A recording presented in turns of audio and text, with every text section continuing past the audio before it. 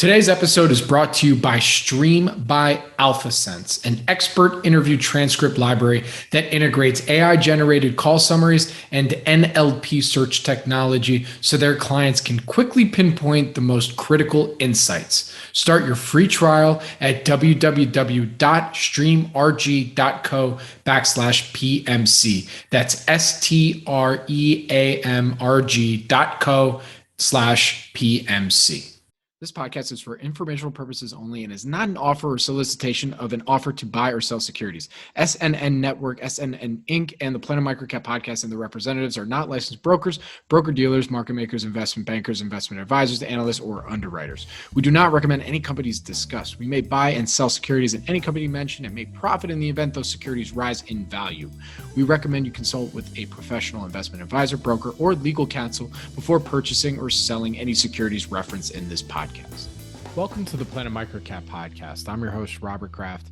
Thank you all so much for the support and for tuning in. Do me a quick favor. If you like what you hear at Planet MicroCap, please take 2 seconds and give us 5 stars on Spotify or Apple. This helps with the search engine so that more folks can also discover and engage with all things microcap stocks.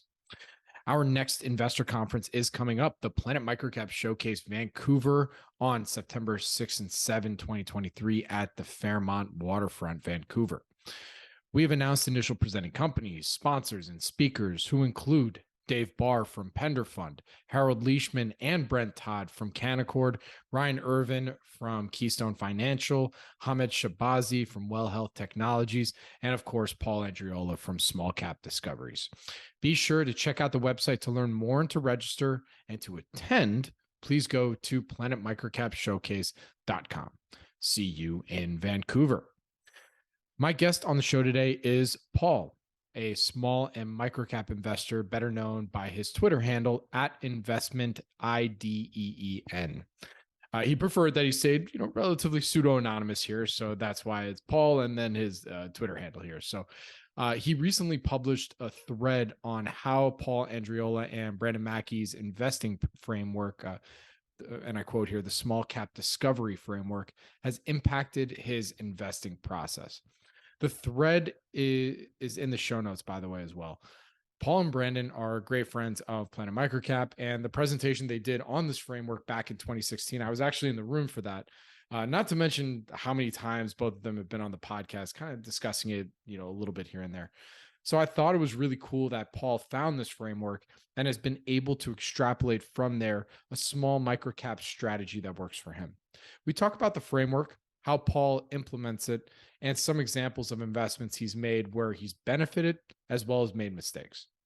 Thank you again for tuning in to the Planet MicroCap podcast, and please enjoy my conversation with Paul, also known as @InvestmentIDEEN on Twitter. Paul, thank you for joining me today. How you doing, man? Robert, thank you for inviting me to your podcast. I'm doing great. What about you? Oh, just another day in paradise, just trying to stay cool in these 100-degree heats out here in California. It's not as balanced weather right now like it is in Frankfurt, I'm sure, but we're making it work. I mean, it sounds like a good place to spend your time, I guess. Oh, we're doing all right. But the reason I invited you on today, and we had actually been going back and forth for like quite a few months about what have coming on the podcast, an idea of what we want to talk about on here. And you actually you put out this amazing thread not that long ago where you basically, it's the small cap discovery, I guess I'll say it's a thread, but it's a framework that you used and have applied to your own investing style and how you look at potential ideas and ultimately invest in them.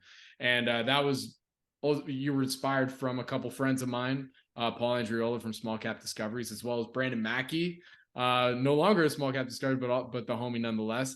And I just wanted to have you on and talk a little bit further about that because I thought it was a really great thread, and I'm sure we can always dig a little deeper. But before we do all that, wanted to get a little bit of your background, for folks that may not be familiar with you. How'd you get involved in investing in finance? It's not that of an exciting story, to be fair.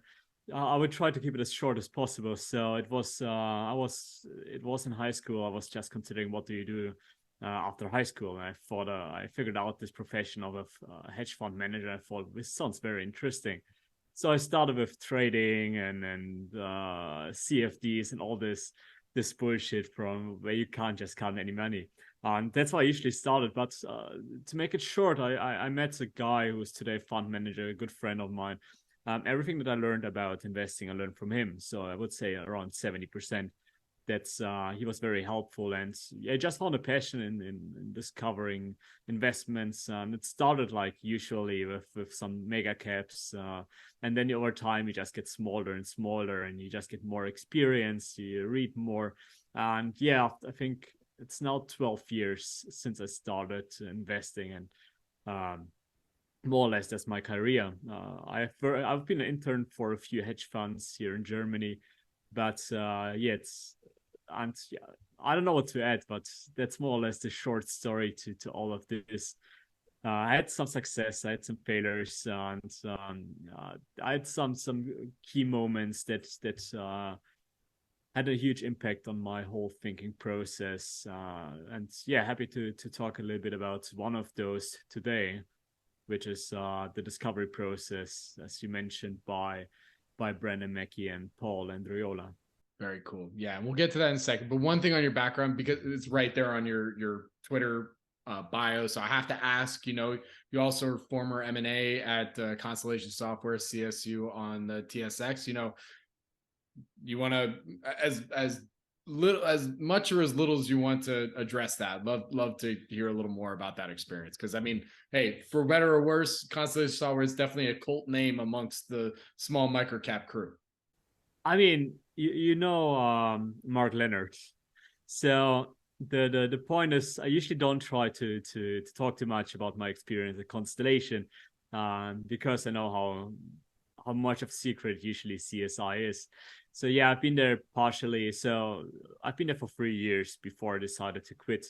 I've been doing M&A and deal origination for this company. And yeah, I've decided just after 3 years that I have to do something on my own. So that was the reason why I quit. Yeah, you really don't want to talk too much about it. Well, I figured we'd leave it at that. It's on the bio, so I had to ask, right? Everyone would be like, "The guy said he's this." We got to ask. Robert, I appreciate that. I'm always welcome if someone asks about that. So yeah, it gives a little bit of credibility. To be fair, I don't know why, but people consider if you work for Constellation, a little bit, at least a little bit. So yeah, it was definitely something I like to put on my. I mean, that was the first 13,000 followers on Twitter. Once you put that up, Constellation Software, we got to give this guy a follow.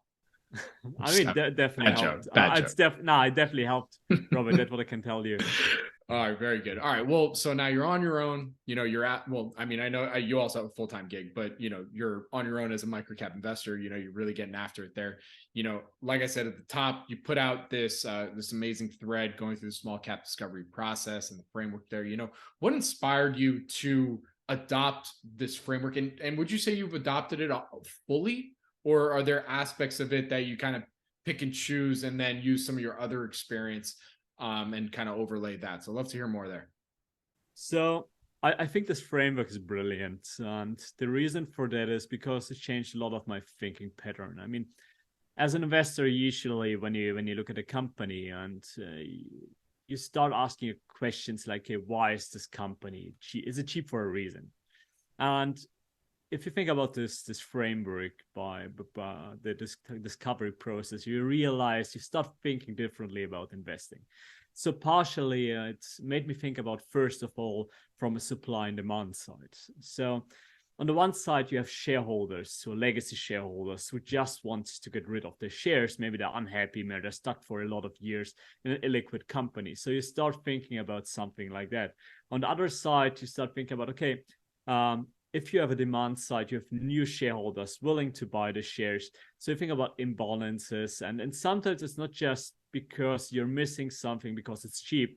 Sometimes it's just the reason that you have an oversupply in shares and not as much demands. So which is sometimes an opportunity, which is why you can find opportunities that are not yet fully discovered, still trading at single-digit price to earnings multiples, growing in the double digits. And this helped me a lot with coming to the conclusion that sometimes investing doesn't have to be that much complicated. You don't have to make a thesis which is contrary to the market. Sometimes as simple as there are just more sellers than buyers, which is why you can buy a company at a discount compared to what it's actually worth. So this was one of the things. The second thing is which made me what I adopted from this process was how they found these ideas. So it's they share that they usually start reading quarterlies. I never did that. I was reading annual reports, but never did read quarterlies. So they're looking for two consensus, so two follow-up quarters of earnings, profitable, of profits, and profit growth or revenue growth. And this made me think about, okay, that's probably the fastest way to be one of the first guys who discovers a company before everybody else would find it. So those have been two of the concepts that I apply to my own process. There are probably a few more that just don't come to my mind, but I think it made a lot. And the third one is usually that I realized that microcap investing is no different from large cap investing. And this was one another realization. So after reading this, I mean, to get a few steps back, I found this discovery process before so first of all, you know it, but Brandon Mackey had a blog which was called Mammotology. So I remember I came across this blog and I was reading through it. He was explaining Expel at this time. I remember that. So I was very fascinated. The time was just, okay, I want to do microcaps, but I have no idea how to do that. I thought it was very speculative. There's a lot of trash, a lot of money losing companies. So, and I started spending more time. So I found this video and I got into the idea, well, it's not as complicated as it seems. So that's usually how I started. And then what was next, I applied all these principles. So I started looking for quarterly reports on my own.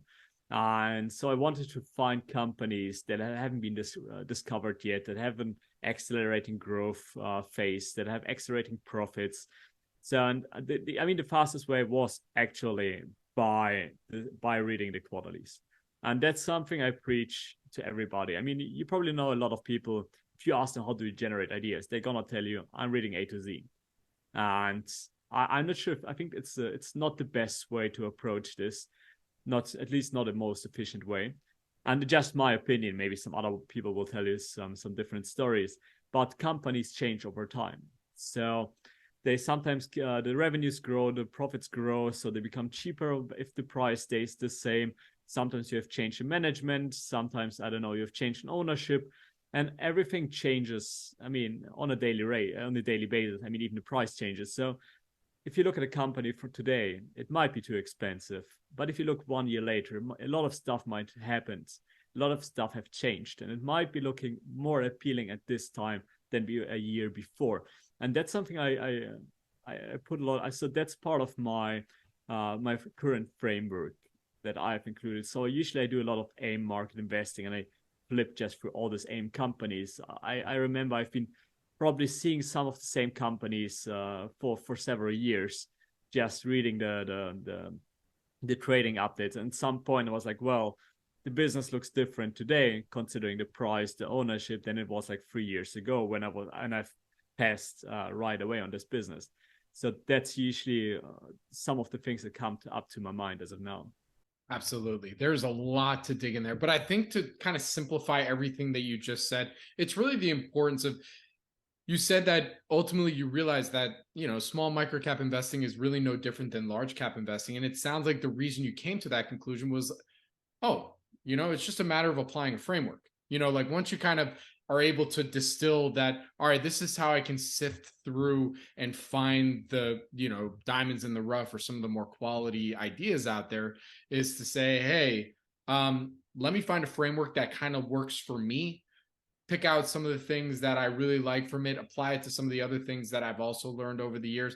And that way I can potentially find some, maybe some quality ideas amongst it. And just using North American numbers, I mean, there's, 14 to 16,000 names that you have to kind of go through to, to find something that you actually want to dig into. So you really need that framework in order to actually have a shot, because otherwise you're just kind of, you're kind of swimming up river without a paddle, and just kind of like, almost you need some kind of Adderall just to find some focus, because there's so many different places you could easily go down and not ultimately, yeah, you're going to be turning over a bunch of rocks, but there's no real learning, there's no process, because you don't have a framework in mind. So I think that kind of distills down to basically why you not just looked at this framework specifically from small cap discoveries, but just in general, the need for having a framework if you're going to look at this area in general. I think in general you need a framework for whatever you do, especially when it comes to investing. Considering my when I started out, my framework was completely different. So I did some from A to Z, and I was looking at all the large caps. I was looking at all the recommendations.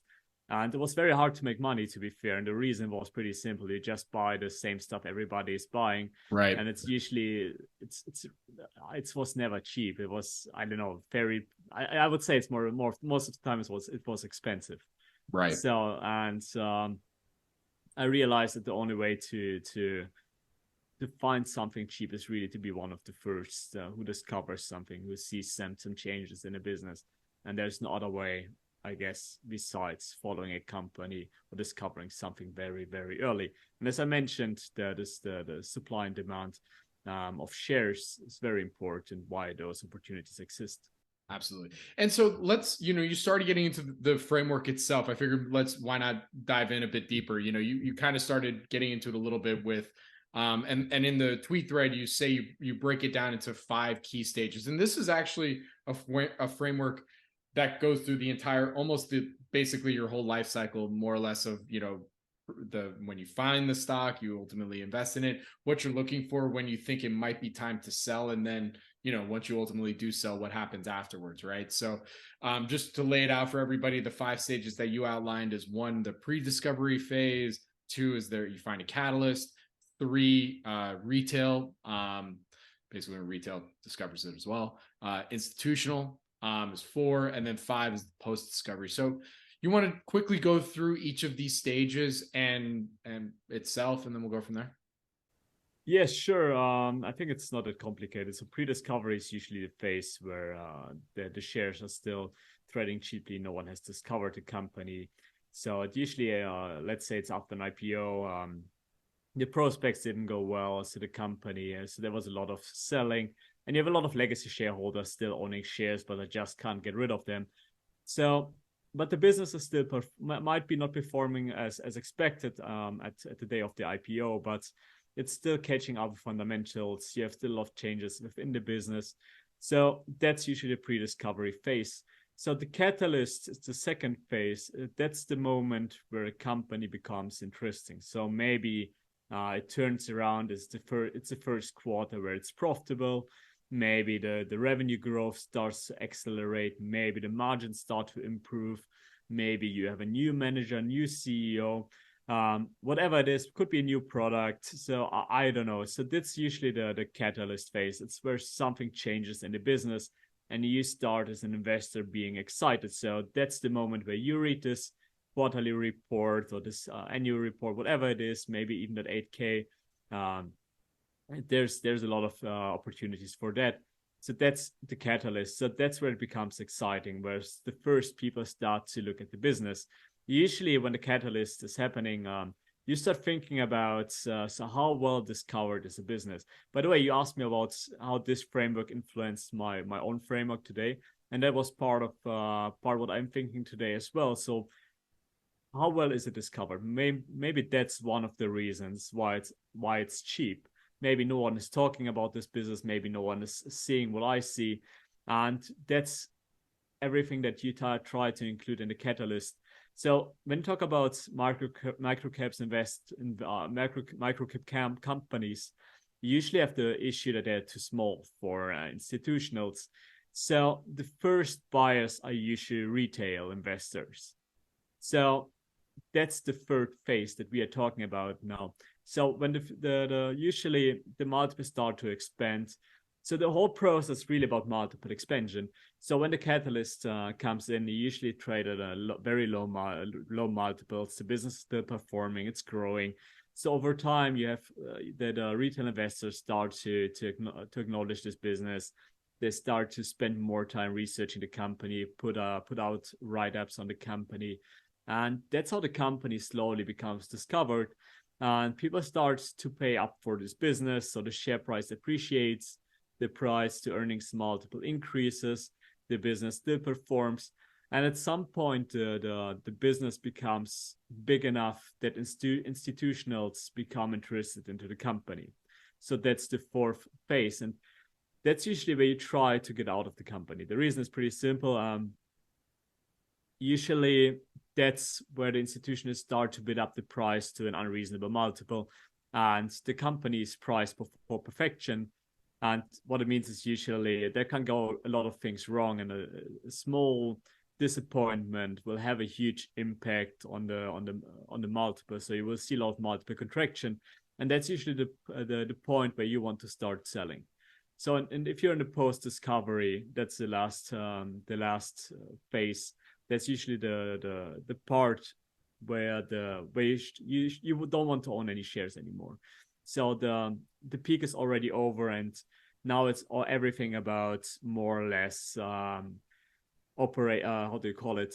So about execution, that the business executing as investors expect, and that's usually involving a lot of risk. And I believe that most the margin of safety is already gone when you're looking for if you're in this phase. I think what's important about this discovery phase is that it's usually not a 1 year time frame, but it could be for several years until something is fully discovered. That's the whole discovery process. Very good. On the fourth stage, I think this is, if everybody probably went by this framework 100%, I think there'd be a lot of selling of Expel, probably like $1.50, right? Like everybody missed out on the massive win that was. So actually, that's where I want to go with this, because I think this is a great, simple, easy to understand framework that at a minimum, like this is where you can kind of at least get your start of like, all right, these are the maybe where if I want to look for companies that I'd say more or less fit a model that is at least okay. If you're not going to speculate on like pre-revenue stuff, right? Okay, if you're not going to speculate on some of more like, mining, junior mining or healthcare names or kind of growthy industry stuff, like this is probably the type of framework that you really want to adopt. And if you're looking for something simple, but like once you do get to that like stage 4 institutional, in some respects, it might be when you want to sell, but also, if you're doing the proper research, you might think like, all right, well, now that the institutions have discovered it, like, is this time maybe to double down, or is this a time where, there's still so much runway for this business? Because sometimes these institutions, let's say you're invested in some of these microcaps that are, nano cap land in the 10 million market cap or 20 million market cap, they finally get discovered by institutions once they're at the 50 million market cap, because some of them have that kind of, frame, or some of these funds have that framework where like they don't even look at anything less than 50 million. But let's say they finally get discovered and they get some institutional ownership at that level, in some ways, does that break this framework, or how do you rethink, whether or not that idea is worth maybe hanging on for even longer, because there is more runway there? It's not just going to peak at being a 50 million market cap company or 60 million. I'm sure those institutions don't want that either, right? Yeah, I mean, that's a good question, to be fair. And I think it's always, you have to analyze, the upside and the downside. That's, what you have to think about. And I think the most underestimated risk is multiple contraction. And you see it a lot of, I'm not a big fan of growth at a reasonable price, to be fair. And one of the reasons is I don't like to overpay for stuff. Don't like to pay for growth. And because in my opinion, if you want to have a real margin of safety, you try to pay a low multiple for whatever company it is. So if you think about, I don't know, the question is always, what do you believe is the company worth? So, and what multiple should it trade at? And from there, you usually start thinking about the future. Okay, maybe I got this company. I bought it at 10 times earning, was growing at 20% annually in profits. And suddenly it was bidding up to I don't know, 30 times earnings. And then you start thinking, okay, it's still growing by 20%. But my guts tell me it should be worth no more than 20 times. So I have a multiple contraction risk of 33%. So I could lose 33% right away. And who knows how the future will look like if they still continue to grow by 20%. So that might be, I had a few of those opportunities in the past where something was bid up to 30 times free cash flow. I just didn't feel comfortable holding anymore. I mean, you will never be right. I mean, not in all cases. Sometimes you will sell too early, maybe sometimes too late. So you have to find a framework where you believe that you will have, on average, you will be right. And that was, that's usually for me. So it's whenever I don't feel comfortable about the multiple, considering the growth prospects anymore or the quality of the business, there's no reason to hold. So I would never double down when I believe the company is too expensive. So usually I would even consider there like 3 clusters. So cluster 1 is where a business is very cheap. That's where you consider buying even more. So then you come into, I would say, in a cluster of fair value. So where you believe, okay, the company is fairly valued. So there's not much multiple contraction risk, but not much upside from multiple expansion. And so that's where you can think, okay, should I buy more, or should I sell, or if I have a better opportunity, or should I just keep my shares? And then you get just into a level where it gets just too expensive, where you just have to think about, okay, I don't think this business is fair. It's too expensive for the quality, for the growth prospects, and there's just no reason to buy anymore. But you should definitely consider selling. And that's usually how I think about this. There's no right or wrong. I think at the end, sometimes you will be right, sometimes you will be wrong. But on average, you should just feel comfortable with. You should just try to have a point why you're selling or why you're buying. Absolutely. So Paul, another question that I have for you when considering this framework, how does management, and speaking with management, how does that factor into your equation, your analysis? So yeah, that's a good question. Let me come back to my time at Constellation. When I worked for Constellation, I learned a lot about operations. So when I talk to a CEO, I would usually want to see how he thinks about the business. So some of the best operators I ever talked to, you see they have a strong emphasis on returns. They have a very good understanding on the business. You ask them very tough questions, how they make decisions. I talked to a German microcap company, for example, and I asked the CEO. Okay, he was talking about he was doing an investment. He was developing a software solution, which he has no clients for. And I was like, why do you do that? Why do you spend money on something you have no customers for? And so the response was, yeah, just in case we will be having something in the future. I think it's not a good response, because I usually don't like visionary CEOs. I like someone who thinks about the capital and how he allocates it. I talked to another CEO, or one of my current holdings, where the CEO pulled out some of the employees from one project into another, which is more high margin. So he reduced the top line, just to get the employees into the business. So I care a lot about CEOs that think more about what's the best return that I can generate for this company on the projects I have. and they're not wasting money on whatever they have in their minds. So when I talk to CEO, I usually talk a lot about all the departments. How's your sales and marketing structured? How do you incentivize your people? Do you think about price increases? How do you think about price increases? If you expand in new markets, what's the decision for that? How do you make the calculations?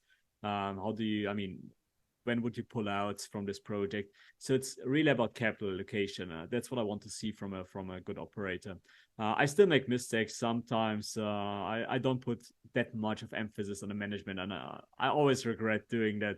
But sometimes stuff is just too cheap. I say, well, let's see. Maybe it will not unfold as bad as I expect with this management. Yeah, that's usually how I think about it. And I think especially if you consider microcaps in general, management is one of the most important factors, especially if you want to hold for the long term, as everything, how do you call it? I mean, the success rate improves drastically with the right operators. And yeah, so I think that's very important part of my equation as of today. Absolutely. So love to get maybe an anecdote, from your own investing experience where you applied aspects of this framework and either it worked out or, converse. Let's do the worked out first, and then maybe we can do the other side of the coin where, maybe you miss something. So love to hear an anecdote there. Yeah, sure. I mean, there are a few.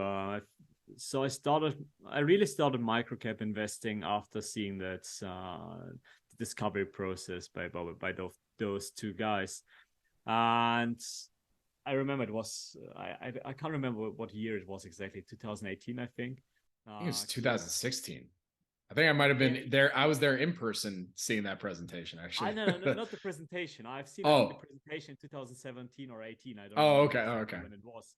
I just remember that I started changing my whole process after seeing the presentation, and so I don't know why, but I found excitement researching the AIM market. I think it's just because it's yes, I think around about 2,000 companies on the AIM market, so it's big enough to find enough opportunities, but not too big enough, not too big that you get buried in all the filings. You don't need a prescription for Adderall. Got it. Yep. Yeah, exactly. So, and there was this company, was called Motorpoint, MOTR. It's a car dealership business. At this time, I remember it was closely after Brexit. It IPO'd closely before Brexit. Then came Brexit. The business, I think, declined like 50%.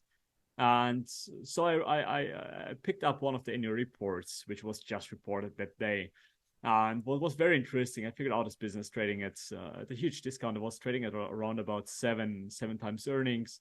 I was expecting around about 12% earnings growth, and I didn't understand why it was so cheap.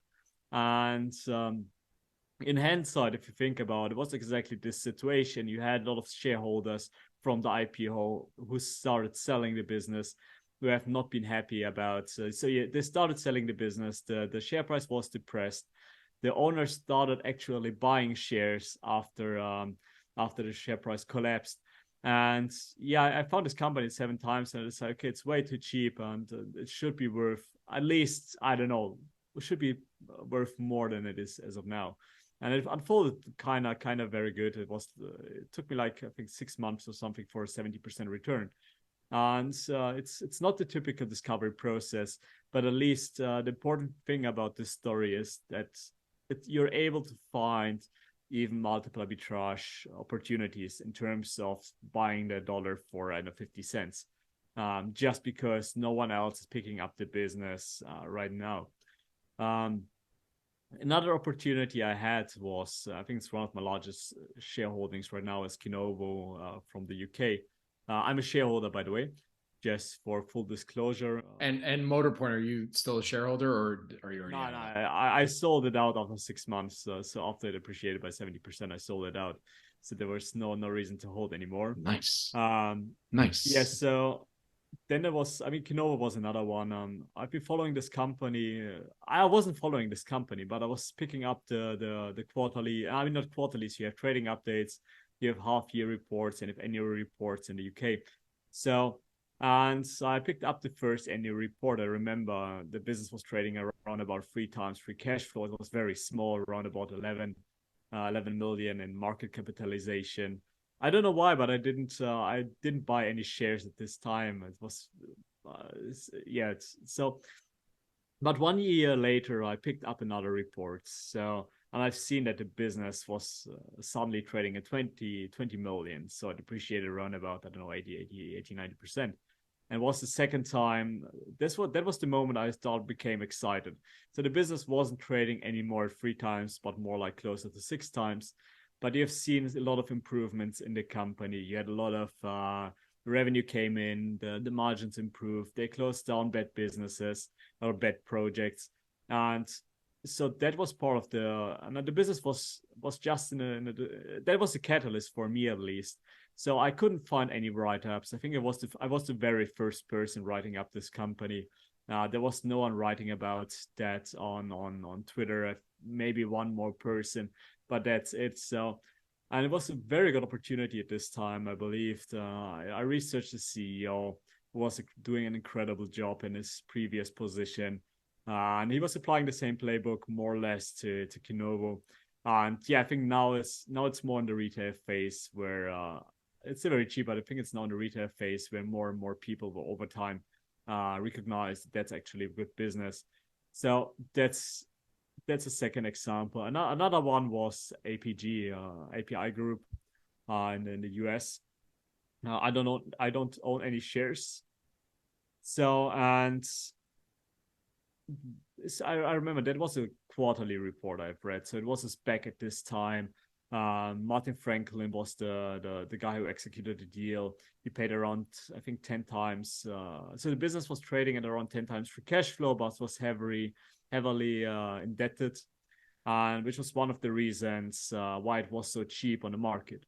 And it was a very good business. And I remember the financials have been a little bit messy, so you have to adjust some financial numbers. And after that adjustments, you could see that the business was actually profitable and was trading, I don't know, even below 10 times free cash flow for a very large company. I think it was more closer to 2.2 billion in market capitalization.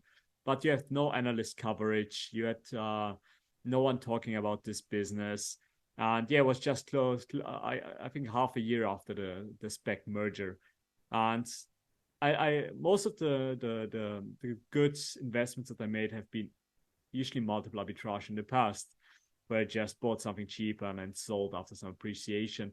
I try to switch more into buy and hold philosophy, at least for a longer time frame than just 1 or 2 years. Yeah, that's more or less some of the where I try to apply at least the research framework for generating ideas. Absolutely. Yeah, I think that's probably actually a good point to make about this framework, is that you can, any sort of time frame can apply here, right? It can be, maybe at first glance when you read the framework, it's like, oh, this is like a short, like 6 months to 2 year hold, buy and hold time.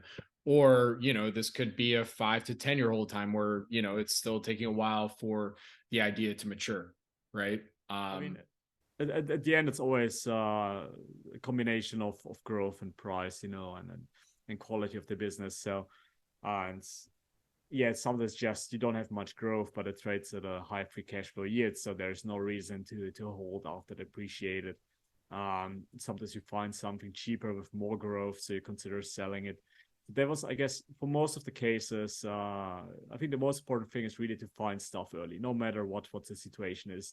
If it's a buy and hold, or if you just think about, I know, a holding period of 1 year and just sell it. I mean, buying dollar for 50 cents, whatever it is. So, yeah. Absolutely.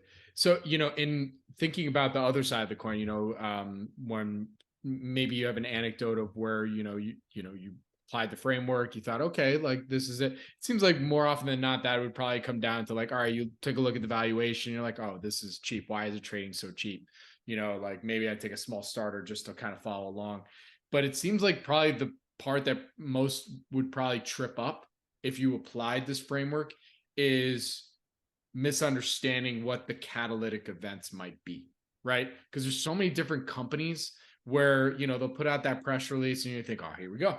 Catalyst done. They got that big logo customer now on board, and here we go. But when you read the fine print, that 5-year, $50 million deal, it's like, well, actually, they're only deploying, small little taste to start. And then, there's probably some stipulations within that contract that ultimately, like, let's say if things don't work out or they find someone better, that bigger client ends up, cutting that deal. And, that was just kind of a fake out, in some ways. So love to hear from your experience. What have been some of the, I guess, false starts or, negative experiences where you thought, okay, like, I know I applied my framework correctly here, but for one reason or another, it just didn't work out.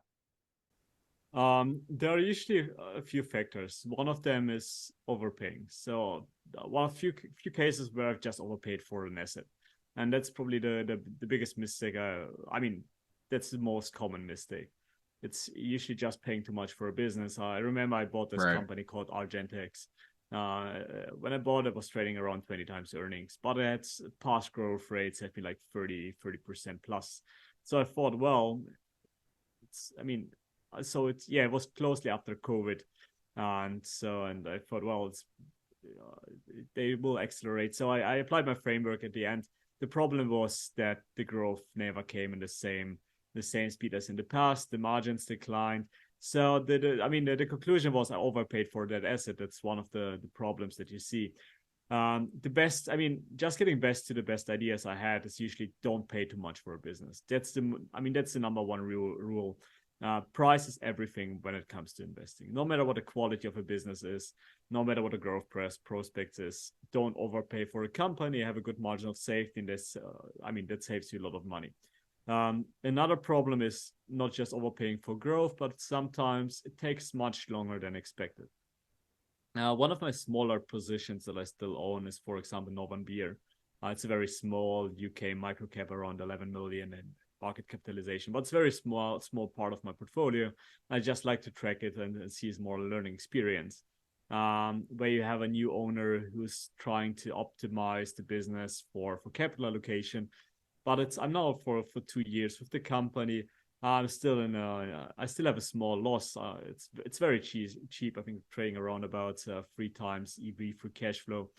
But it takes much longer to execute on this capital allocation strategy. So the second problem is usually time that you have. Besides that, I can't say much. The third one is usually it's management, where you have a bad execution in general, someone who doesn't understand capital allocation, where you just have to be afraid that they might burn the cash that is currently on the balance sheet. So even when I've been early in all of those, let's say in 2 of those 3 investments, so in Northern Beer, and the third one would be GE Group, for example, from the US, where I still own shares. You still can get a lot of stuff wrong. It's usually overpaying for a company, or bad execution, or, as I mentioned, sometimes just takes much longer than expected. Absolutely. And real quick on Argentex, I'm assuming you're not a shareholder anymore. No, I sold out. Exactly. Very good. All right. So, look, I think we covered quite a bit with regard to the framework that, was the original inspiration. Is there any final thoughts on that tweet thread, or anything that you want folks to better understand about it? Anything we missed? To be fair, I don't know right now. I think we covered most of at least what came up to my mind right away. I think that you can talk for hours if you wanted to. But I think that's close. I think most of it. So, Paul, we're pretty much there. I so appreciate all your insights that you shared with us today, kind of digging deeper into the thread. My final question for you here today is there any lessons or final thoughts that you want folks to take away from this interview, or maybe some suggestions for newer microcap investors out there that if they're looking to get started, or maybe or they're still working on improving their process? Some final words there. Yes, happy to add some. I think the process is the most important thing for every investor, and people should definitely work on the process and try to learn as much as possible, especially if you're very early in your career. And one way to do that, I recommend it to everybody who is asking me how to do, what's the best way to learn investing. It's usually, first of all, don't have a concentrated portfolio and try to have 15 companies, 15 to 20 companies, equally sized. Then try to make a model for all of them. Try to forecast the next 12 months for the cash flow, for the earnings, for the balance sheet, whatever makes sense. So not always makes sense for the balance sheet, but at least for cash flow and the earnings. And then you just have to check by quarter. And I always check every quarter how did the financials developed, what would have been your assumptions, adjust your model. And by that, you see a lot of events happening. If you cover like 15 to 20 companies, you see a lot of fuck ups, you see a lot of success stories. And you see a lot of, you will sometimes overestimate revenue growth, underestimate revenue growth, overestimate margins, and the same in the other direction. Same for profit, cash flow. And you will, over time, you will learn more about what's the best way to forecast all this. And you will learn a lot about business models. Why did the margins decline? Why did they increase? How is the sales force structure? Why did they manage to win a 40 million? I don't know. How did they manage to grow the revenue by 40%, for example? And I think it's more about keeping the learning curve steep or in the first years by really not focusing on returns, but really focusing on improving. That's one of the things. The second thing is I would definitely recommend to everybody who is starting out to copy great investors, especially I would say microcap investors. Figure out who of them are good, try to understand more about valuation. I think it was Joel Greenblatt who was saying do good valuation work and the market will eventually agree with you. And it's really about, everything's about valuation. So you have to become good at valuation, and you should just try to copy more or less other successful investors, try to understand their mental models, how they do approach all this forecasting stuff, how they analyze companies. And that's, in my opinion, that's how I learned investing. I learned from all these great guys. I mean, on Twitter, on all these blogs, I read a lot of those investment letters. I think it's a good source to become definitely much better at this whole part. Very good. All right, well, Paul, with that, where can our audience go and find more information to hear your insights or read your insights, follow you on social media? What's your handle?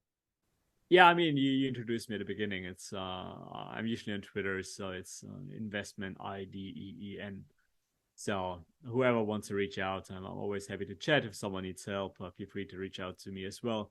So yeah, it's that's, I mean, the easiest way to get in touch.